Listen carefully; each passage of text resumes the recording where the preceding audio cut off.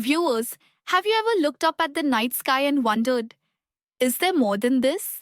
Are we alone, or is the universe layered with realities that lie just beyond our senses? Well, let me tell you something fascinating. The ancient Vedas didn't just ask this, they answered it. They described 14 realms of existence, lokas, in stunning detail. Do you know how many dimensions of the universe the Vedas mapped out?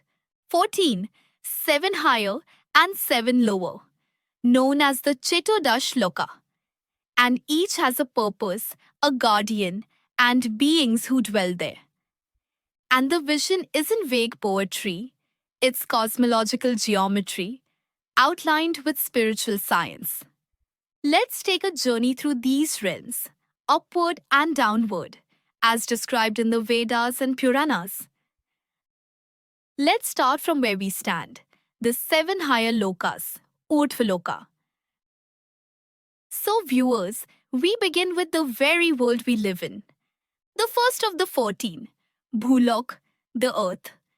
This is where we are right now, governed by Prithvi Devi, the earth goddess herself.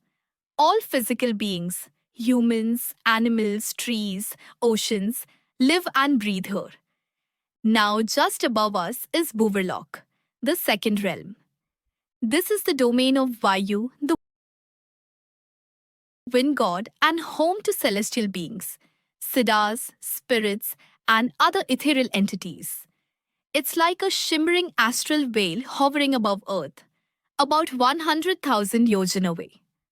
Above that rises Swarlok, or heaven as many know it, the abode of Indra, king of the Devas. Here dwell the Gandharvas, Apsaras, and radiant Devas. And guess what? This is where the sun is placed, that too at a beautifully calculated distance.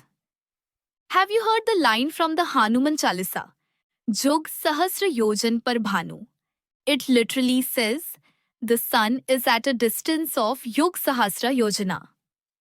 When calculated, this translates to nearly 153 million kilometers, matching modern science. That's not just poetry, that's cosmic mathematics. Now, moving even higher, we enter Mahalok, the fourth realm.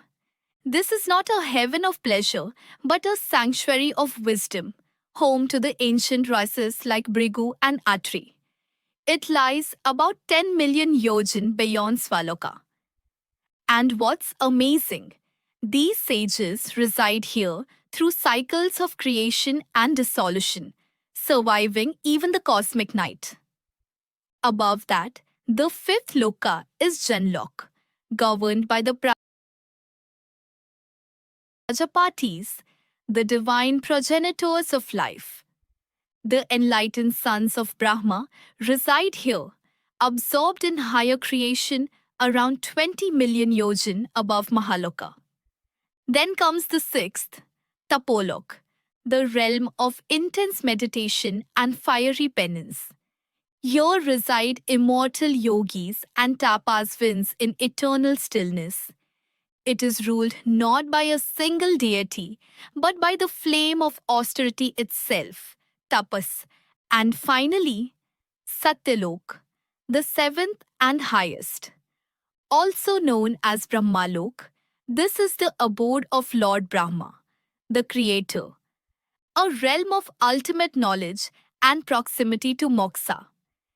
It lies at the very top of the material cosmos, about 60 million yojan from Earth, as some Puranas describe.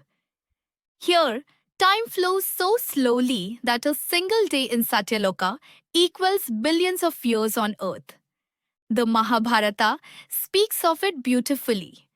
Brahmlokam samasadya na vapnoti punarbhavam. He who reaches Brahmaloka does not return to mortal birth. And what about below? The 7 lower lokas, Adoloka. Host softly with mystery.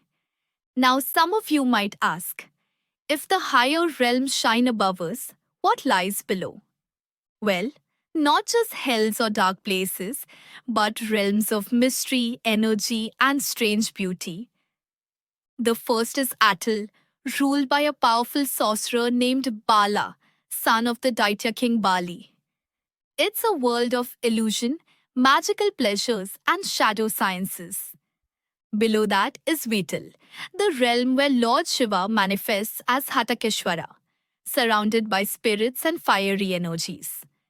The third, Sutil, is fascinating. Here lives the mighty Mahabali, the same Asura king who once ruled all the worlds, and whom Lord Vamana gently placed here as a divine gift. In fact, Laksam herself visits Sutraloka. That's how prosperous it is.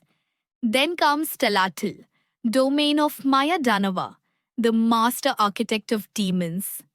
He designed the flying cities and energy weapons of the Daityas. Fifth is Mahatil, where great Nagas like Vasuki dwell, powerful serpents coiled in deep meditation. Sixth is Rasatil, home to beings who live in darkness but possess immense strength, ancient Daityas who oppose the Devas. And the seventh, the deepest, Patal, described in the Bhagavata Purana as being more splendid than heaven, with palaces of jewels and glowing suns. Here dwell Shesha Naga and other serpent kings. Patalam Lomharshina Katheti Yatra Naga Bhavanti. Patala is where the great Nagas live in radiant abodes. Each of these lower realms is said to lie 10,000 yojan below the previous, forming a grand subterranean descent. So, my listeners, when the ancients spoke of the universe, they didn't just imagine a flat earth or a sky dome. They envisioned 14 lokas, a multi-layered, conscious cosmos. Above us, the realms of light, wisdom, and liberation. Below, the dense worlds of mystery, desire, and hidden powers. And here we are, in Bhuloka, the central bridge. This was their cosmic map, not just a chart, but a living staircase of consciousness. Now here's what's exciting. In our next session, we'll ask, viewers, how did the Vedas measure these vast distances? What were their tools? And how did they get so close to modern science? You'll be amazed to discover the brilliance behind the unit called Yojana, and how even devotional texts like Hanuman Chalisa preserved astronomical facts.